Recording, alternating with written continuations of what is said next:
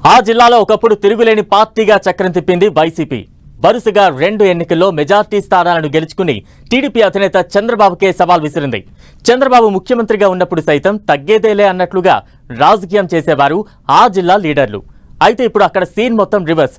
ఓటర్లు ఇచ్చిన షాక్తో వైసీపీ నేతలు ఇప్పటికీ కోలుకోలేకపోతున్నారు.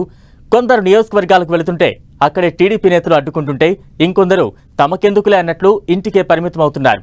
ఈ పరిస్థితిని చూసిన కార్యకర్తలు తమ నేతలపై జాలి చూపిస్తున్నారు. పవర్లో ఉండగా పెద్ద పులిలా కనిపించిన నేతలు ఇలా కుంగిపోతే ఎలా అంటూ నిట్టూరుస్తున్నారు. ఓటమితో కుదేలైన చిత్తూరు వైసీపీపై స్పెషల్ స్టోరీ ఇప్పుడు చూద్దాం.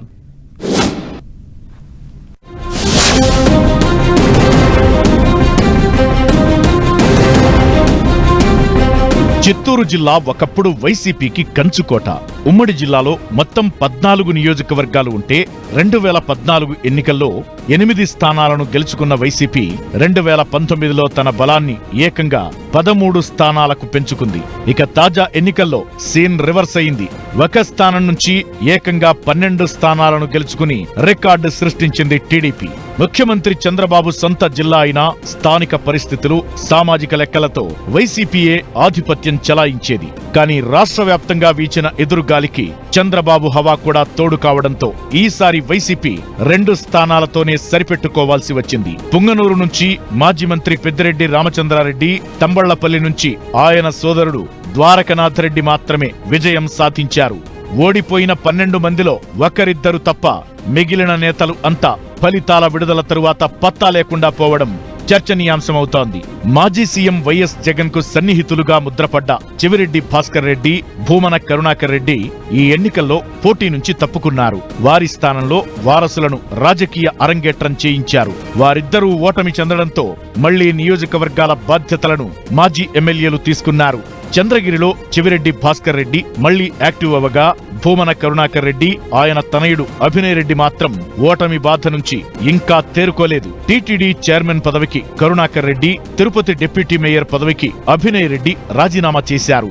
ఇక శ్రీకాళహస్తి మాజీ ఎమ్మెల్యే బియ్యపు మధుసూదన్ రెడ్డి జాడ తెలియడం లేదని కార్యకర్తలు అసంతృప్తి వ్యక్తం చేస్తున్నారు.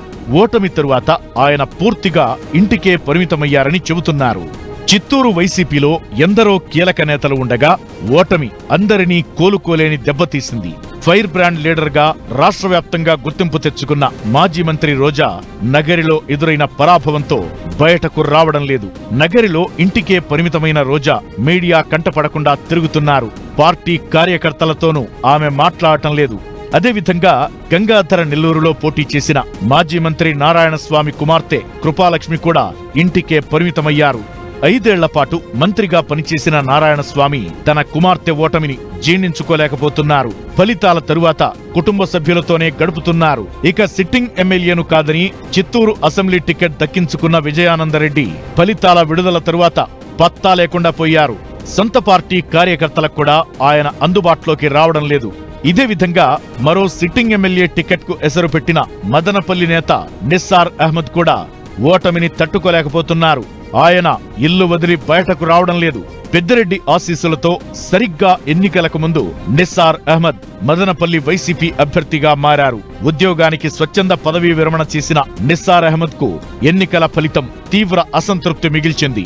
ఆయన ప్రస్తుతం కుటుంబ సభ్యులతోనే గడుపుతున్నారు. ఇక పీలేరును తన అడ్డాగా మార్చుకుని 3 సార్లు ఎమ్మెల్యేగా గెలిచిన చింతల రామచంద్రారెడ్డి సైతం ఓటమితో కుంగిపోయారు.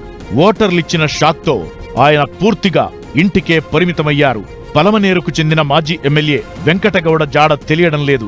ఆయన బెంగళూరుకు వెళ్లిపోయినట్లు కార్యకర్తలు చెబుతున్నారు.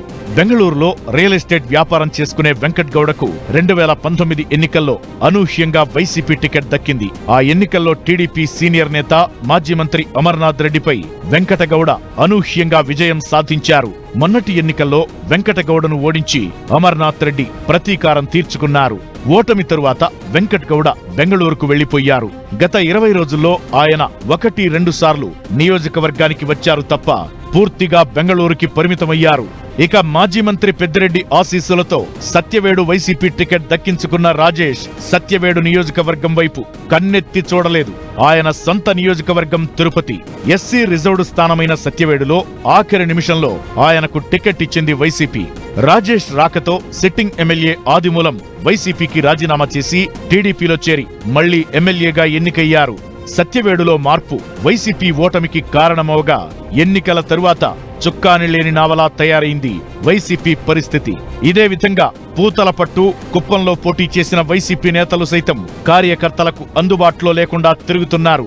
కుప్పంలో చంద్రబాబుపై పోటీ చేసిన ఎమ్మెల్సీ భరత్ అప్పుడప్పుడు మాత్రమే బయటకొస్తున్నారు. మొత్తానికి అసెంబ్లీ ఎన్నికల్లో ఓటమి వైసీపీని పూర్తిగా డ్యామేజ్ చేసింది. ఎన్నికల విజయం తరువాత టీడీపీ దూకుడుగా ఉంటే తమ నాయకులు ముఖం చూపకపోవడం వల్ల అధికార పార్టీకి టార్గెట్ అవుతున్నామని వాపోతున్నారు కార్యకర్తలు.